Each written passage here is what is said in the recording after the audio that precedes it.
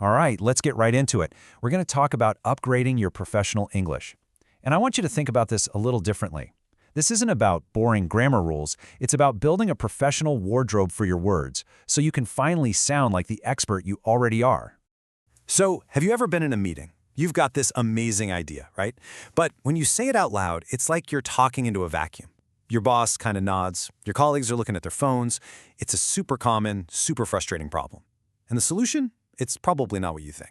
You see, the issue is often what I call the plain clothes problem. Your English is fine. It's correct. It gets the job done, kind of like a t-shirt and jeans. But hey, in a professional environment, you don't just want to get the job done. You want to stand out. You want to command respect. You want to be memorable. And that's where this professional wardrobe for your words comes in.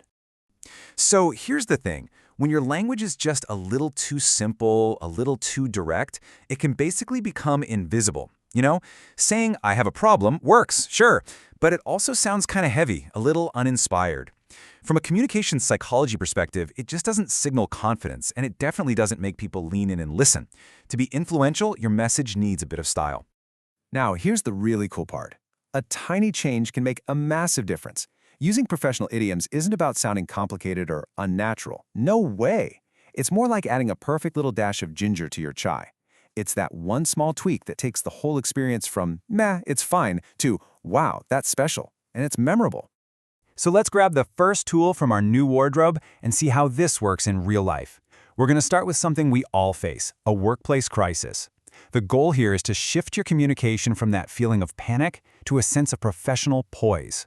So instead of running in and saying, we have a bad situation, which, just causes alarm, try this. We're in a bit of a pickle. See the difference? It signals that, yeah, there's a tricky situation we need to solve, but it does it with this incredible sense of calm and control. It shows you're not panicking, you're in command, you're focused on the solution. And to really make this phrase stick in your head, just visualize where it comes from.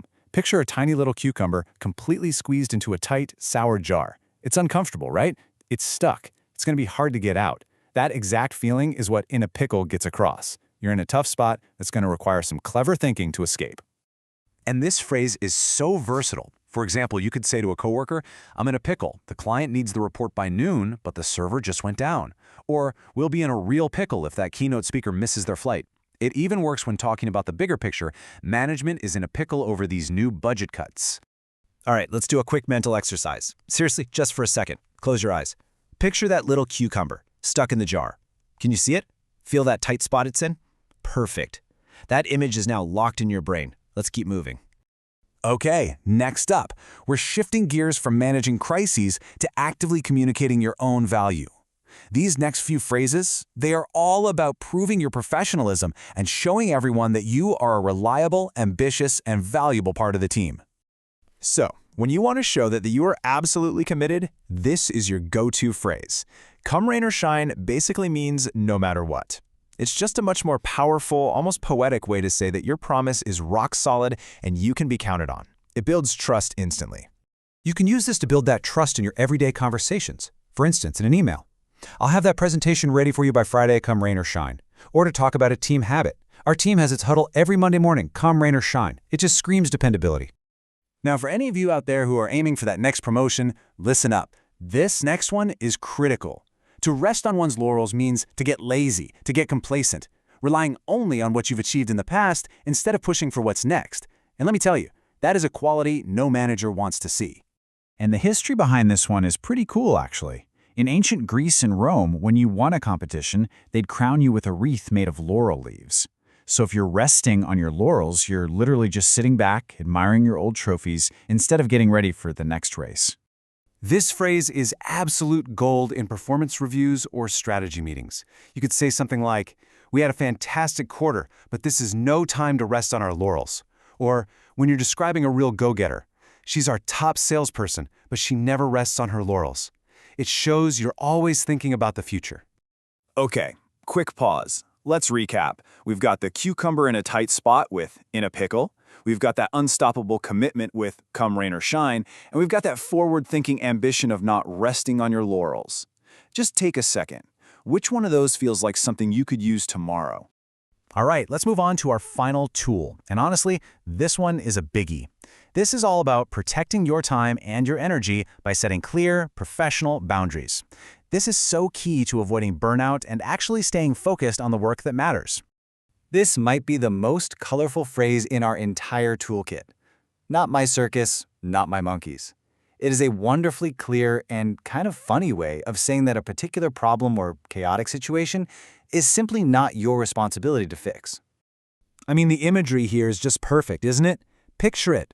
A loud, chaotic circus ring just filled with screeching, mischievous monkeys running everywhere. It's absolute chaos. But if you're not the ringmaster, if it's not your circus, then you don't have to be the one to go in and wrangle all those monkeys. You can just step away. Now, a very important note here. This phrase is usually best used as an internal thought to help you set your boundaries. For example, if another department is melting down, you can remind yourself, the accounting team is arguing again, not my circus, not my monkeys. It's a way to protect your own focus before you decide how you're going to respond. Politely, of course.